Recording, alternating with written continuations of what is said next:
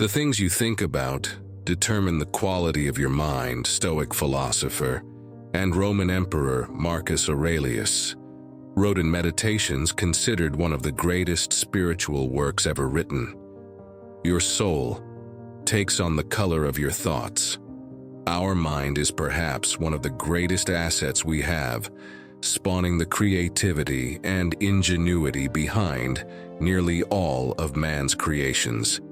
It is what allows us to think and feel, perceive and judge, holding within it the power of imagination, language, and consciousness.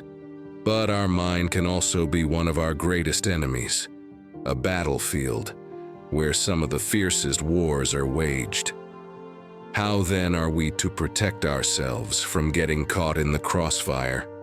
According to Aurelius, it all comes down to our perception, or how we choose to perceive the things that do or do not happen to us, not blaming external factors for our unhappiness. External things are not the problem, it's your assessment of them, which you can erase right now. If the problem is something in your own character, who's stopping you from setting your mind straight? And if it's that you're not doing something you think you should be, why not just do it? But there are insuperable obstacles, then it's not a problem. The cause of your inaction lies outside you. But how can I go on living with that undone, then depart with a good conscience as if you'd done it, embracing the obstacles too, not allowing others to negatively affect us? Discard your misperceptions. Stop being jerked like a puppet. Limit yourself to the present. Understand what happens to you, to others. Analyze what exists, break it all down, material and cause. Anticipate your final hours. Other people's mistakes? Leave them to their makers.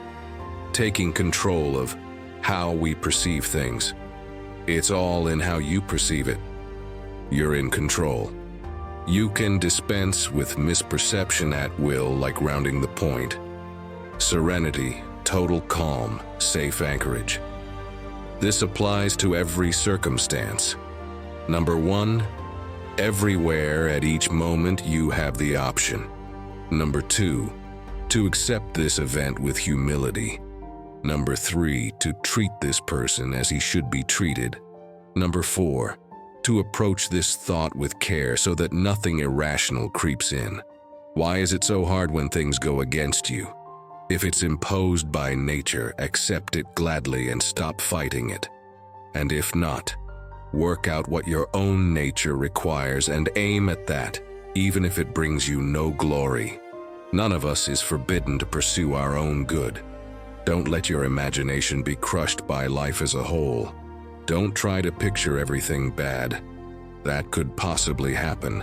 Stick with the situation at hand and ask, why is this so unbearable? Why can't I endure it? You'll be embarrassed to answer. Then remind yourself that past and future have no power over you. Only the present, and even that can be minimized. Just mark off its limits. And if your mind tries to claim that it can't hold out against that, then heap shame upon it. To live a good life, we have the potential for it. If we can learn to be indifferent to what makes no difference, this is how we learn, by looking at each thing, both the parts and the whole, keeping in mind that none of them can dictate how we perceive it. They don't impose themselves on us. They hover before us unmoving. It is we who generate the judgments, inscribing them on ourselves. And we don't have to. We could leave the page blank, and if a mark slips through, erase it instantly.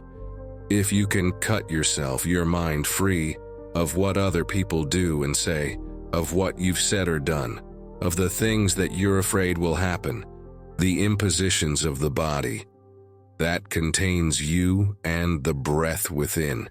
and what the whirling chaos sweeps in from outside, so that the mind is freed from fate, brought to clarity, and lives life on its own recognizance, doing what's right, accepting what happens, and speaking the truth. Non-Stoics get upset all the time over things they can't control. The weather, politics, what others think of them. All things they waste their precious time and mental energy fretting over. A Stoic knows it is silly to waste their time worrying about things they cannot control. They put things that happen to them into one of two buckets: what they can control and what they cannot control. They act on the things they can control. They accept the things they cannot control.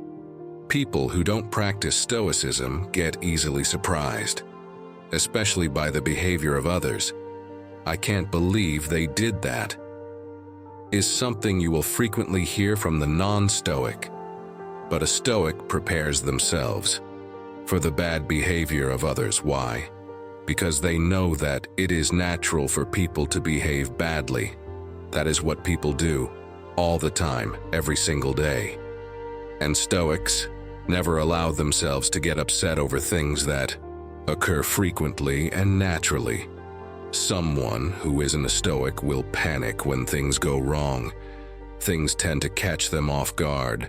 When things don't go according to plan, they get confused, lost, unsure how to respond to unforeseen circumstances.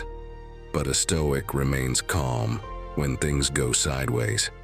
They know that getting upset will not do anything to help a bad situation.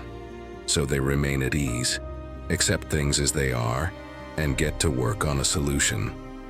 Non-Stoics are always busy chasing more money, more possessions, more attention. They think that they will be happy if they get that next possession or achievement. Then they get it, realize they are still unhappy, and chase the next thing. A vicious cycle of chasing but never catching. The Stoic stands out by standing still. They don't chase after possessions. You will not see them driving in a fancy car or wearing the latest fashions. They keep it simple. Simple car, simple clothes, simple lifestyle. They realize that they already have everything that truly matters. They know that when you are happy with what you have, you never need more than what you have. People who don't practice Stoicism are always upset with their current situation.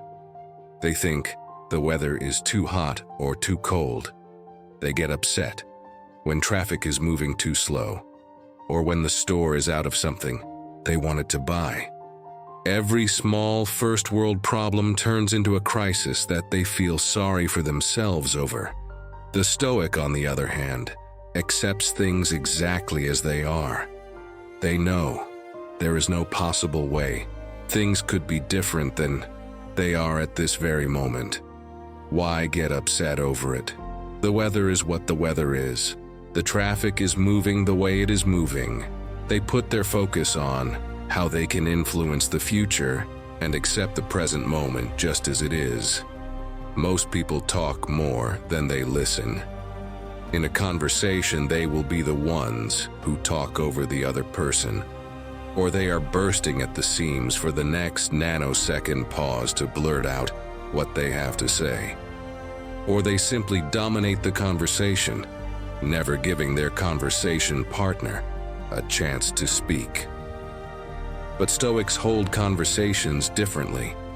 They are the quiet one who listens intently. They give the other person space to speak.